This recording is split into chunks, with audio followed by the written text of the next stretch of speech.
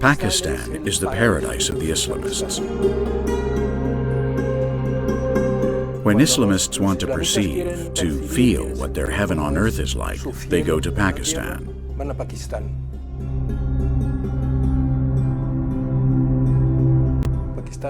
Pakistan means the land of the pure. Their constitution is the Quran. Their law is the Sharia. Christians in Pakistan have the same rights as dogs. In Pakistan, for example, if people think that some Christians have spoken ill of the Prophet, they haven't praised him enough, they can accuse them of blasphemy, and hopefully they will go to trial. Many times they do not reach the trial because the Muslims themselves arrest them, lynch them, or kill them. In the case of Asia Bibi, we were very concerned. There is an anti-blasphemy law in Pakistan that provides for prison sentences for Pakistani citizens who blaspheme against the Prophet Muhammad. But what struck us most was that the death penalty was being considered. And we were also greatly surprised by the circumstances surrounding the Asia Bibi case. A Christian woman, a mother who was working in the fields near Lahore in a small village, suddenly confronted by two sisters, two Muslim women who essentially, once Asia Bibi offered them to drink from a bucket of water, they said they would not drink because it had been contaminated by having been touched by Asia Bibi herself, who is a Christian. The case was especially irritating because she was a simple countrywoman who had gone with a group of friends to the well, who was fetching water, had had a little conflict of cohabitation, and as a consequence of that conflict, she was accused of blasphemy unjustly, illegitimately, illegally, because there was no such blasphemy, and as a consequence of that, she has spent 6 years on death row. That is outrageous.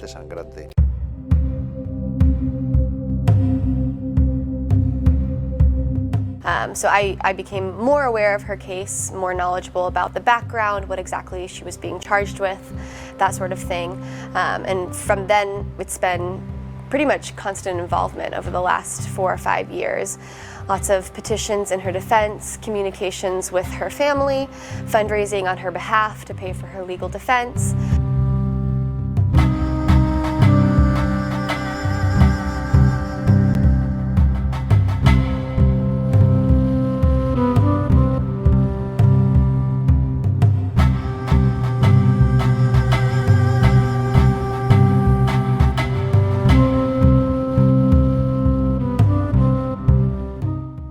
We at that time studied here internally what we could do.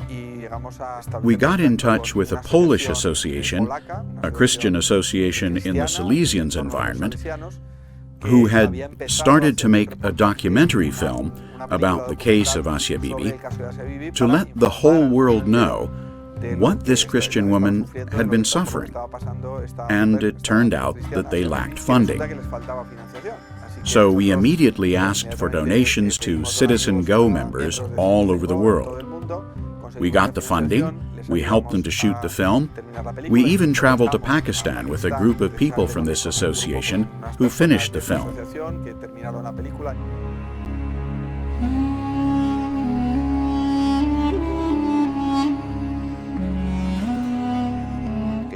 Asia Bibi has become an icon of the defense of religious freedom. That is what seems to me most relevant. That she has become an icon for us, for those who defend religious freedom. Unfortunately, it has also become an icon for those radical Islamists who defend the Sharia in all its harshness, in all its demands, and in all its cruelty, including the law that criminalizes alleged blasphemy. We contacted the family of Asia Bibi through the person who had been helping her husband and daughters, Yosef Nadim. And in Pakistan, we were able to meet Asia Bibi's husband, Asik, and the daughters of Asia Bibi. We saw the house where they lived, the school that had taken the father as a school worker so that he could earn his living, and also met the daughters as students in the school. Both Yosef Nadim and the lawyers handling her case, whom we met, explained to us that the best chance Asia Bibi had of escaping Pakistan alive was making her case known by the greatest number of people in the world, particularly in the West, so that there would be a groundswell of public opinion that would put pressure on Western governments to demand that the Pakistani government respect human rights.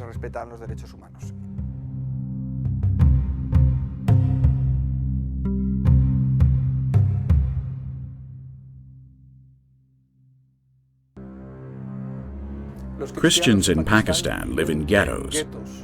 The Pakistani authorities do not call these ghettos, they call them colonies. We visited St. Joseph's Colony, St. Joseph's Ghetto, shortly after the Christians returned to live there. It had happened that a boy living in the ghetto had been accused by a Muslim hairdresser of having despised the Prophet Muhammad. Then groups of Muslims entered the ghetto, persecuted and attacked the Christians who lived there, ransacked their homes, set fire to the ghetto, and razed it to the ground. Of course, the ambulances, the police, the firemen arrived late. No one was ever arrested or charged for the assault on the St. Joseph Ghetto. We happened to be there when the Christians had started to return to the ghetto. We could see that the Christians lived in those ghettos. They lived in neighborhoods where there were no Muslims, neighborhoods where you could see their extreme poverty, where no streets were paved, where there was no sewage system. People threw their waste into the streets. We saw how Christians were marginalized and kept confined. The Christians in Pakistan, as we could see, are structurally discriminated against.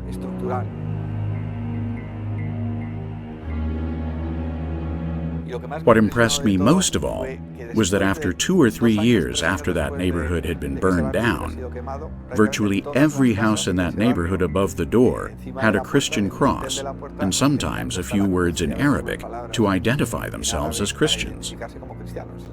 That's to say that these people were not only not afraid, or perhaps they were but could overcome their fear, but also wanted to give public testimony of their faith. With this, they were also telling the radical Muslims that they would never convert to Islam and that they were capable of suffering the consequences and opposing these violent people who wished to attack or even kill them. Altogether, it was a very strong experience.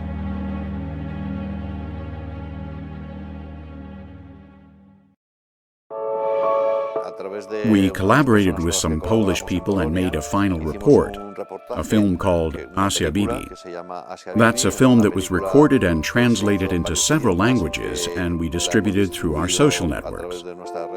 It has had a huge impact. Also in the film, there are many details that, from a judicial point of view, were important, because the key witnesses allowed to decide on Asia Bibi's death sentence did not say in the documentary what they said in the trial, which means that at some point they lied. They most likely lied at the trial.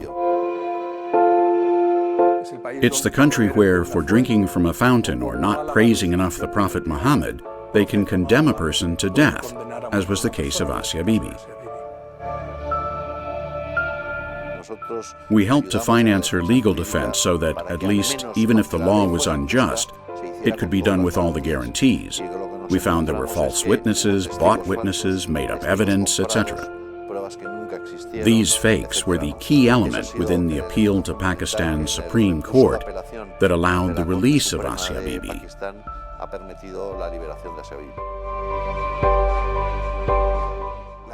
International pressure has been the key element that has allowed the government of Pakistan to dare to confront the most radical Islamist groups. In particular, a radical Islamist political party that organized the revolts and put a price on her head. Some of the mullahs and most radical religious leaders of Islam associated with this party issued a fatwa against Asia Bibi. They promised immediate salvation to any Muslim who killed Asia Bibi. That's why her life has always been in danger.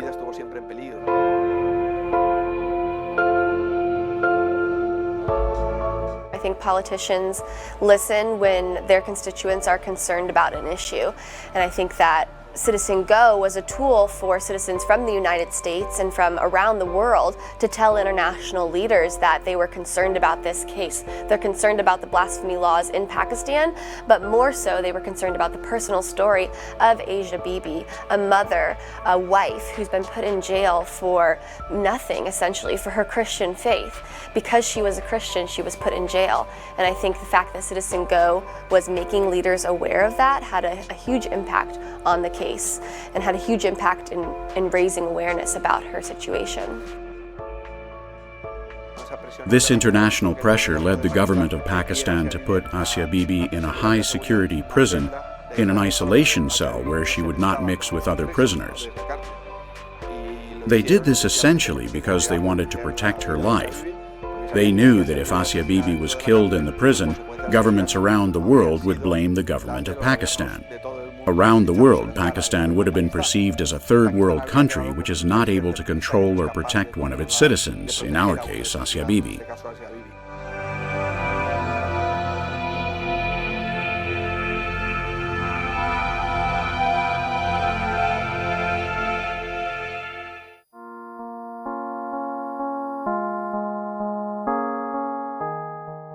When we made contact with the husband and with the daughters of Asia Bibi through Yosef Nadim, the first thing we did was to award Asia Bibi one of the Ahtewir yearly awards for having remained faithful to her faith. In prison, they proposed Asia Bibi to convert to Islam and immediately release her from prison. She denied it, saying that she was a Christian. It seemed to us an example of courage, the example of a mother unjustly condemned by a law that attacks religious freedom. We invited Asia Bibi's husband to come and collect the prize in Madrid. That was our first personal contact we had with Asia Bibi's family. We organized the Congress of Persecuted Christians, where the protagonists are the persecuted Christians themselves who tell their testimony. The first was here in Madrid and coincided with this award ceremony. The second Congress was in New York, and a part of that Congress was held inside the United Nations. CitizenGO organized in April of 2016 an event at the United Nations.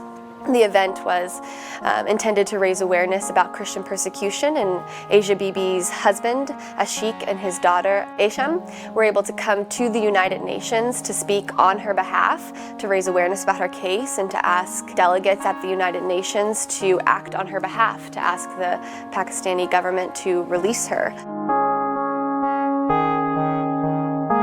The event went very well. It was very well received by the community at the United Nations. This is an issue that they care about. It's an issue that we can agree with the United Nations about, that religious freedom is something that should be defended and that Christians should not be put in jail for their faith. So we were able to bring her in front of delegates at the United Nations, asking them to act on her behalf, but we also were able to raise media awareness and to give a personal touch to the event because it was her daughter and her husband at the event. We have also helped to raise awareness and to make this reality accessible to the media. There have been many media outlets that have had the opportunity to interview the father and some of the daughters of Asia Bibi. But the most important thing has been our fundraising to help support the family and their legal defense.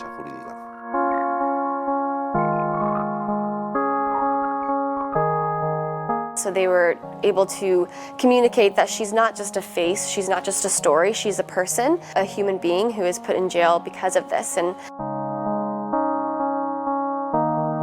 I think for me personally, meeting her daughter, Isham, at the event, it really increased my determination in her case exponentially, because her daughter is very sweet, very kind. At the event, she was constantly asking to play with my baby, who I had with me at the time, to hold him, to play with him. And you could tell that she had been raised by a loving and caring mother and family. And seeing that, seeing her, increased my desire to see her mother freed, because I couldn't even imagine if my mother, at the age of 10, was put in jail, was taken away from me, and I didn't know when or if I would ever see her again.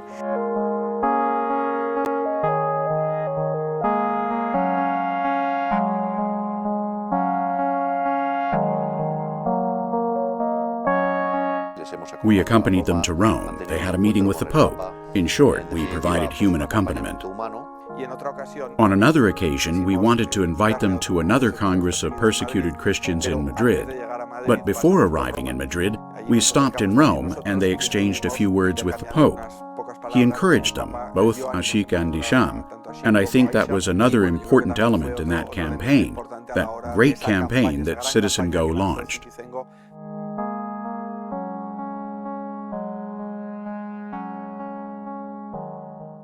Tonight, Asia Bibi arrives in Canada.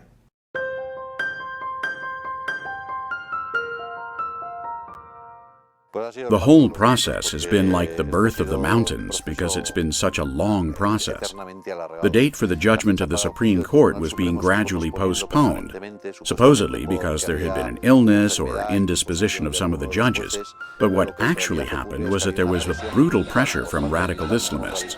These radicals had said that if Asia Bibi was declared innocent, she would be killed in the streets. That's how they verbalized it. There was also a lot of pressure from the West, mainly from the U.S., on Pakistan to listen. If they wanted to receive development aid, they would have to provide reasonable security to their citizens in a reasonable country. There were also several Islamic imams who signed a document in defense of religious freedom, etc.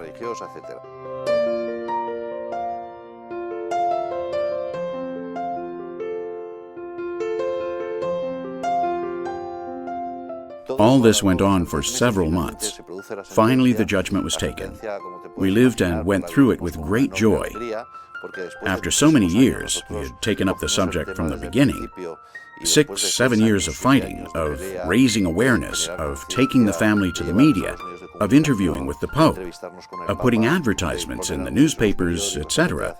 Finally, the news for which we had fought for so many years had happened.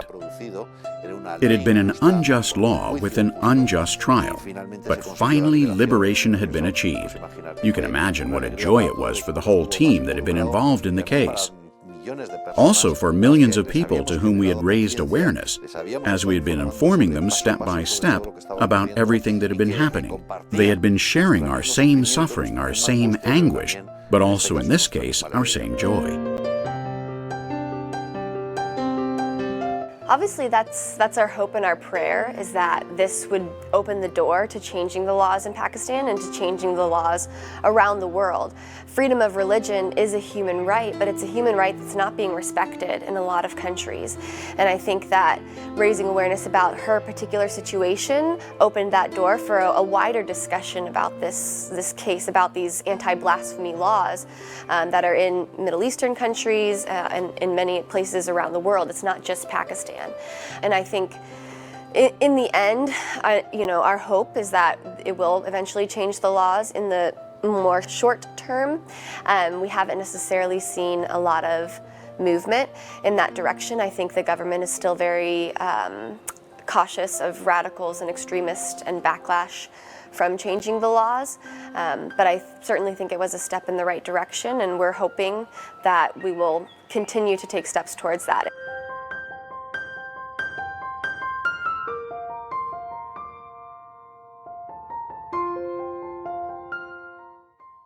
But just after her release, we faced another threat for quite some time because the radical Islamists had threatened that they would kill her if she were taken out of prison. So, the first few days of her release, she was kept inside the prison. Despite being legally and judicially free, she was still in prison, safer than outside.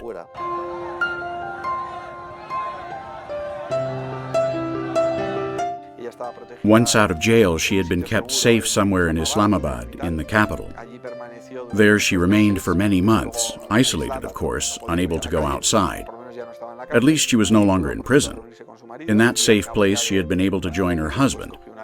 Several months later, she took a plane, when nobody in Pakistan was aware and the radical Islamists were not so watchful, and she was able to fly out to a Western country where she reunited with her family, and where she is now, again, confined, because she does not dare to go out to the streets, as there are radical Islamists and Pakistanis who could recognize her anywhere in the world.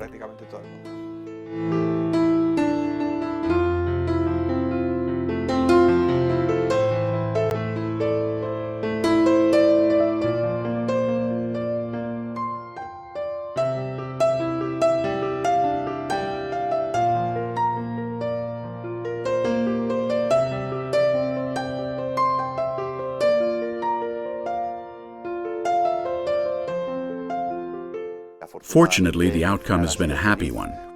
She is now reunited with her family. She lives in a free country.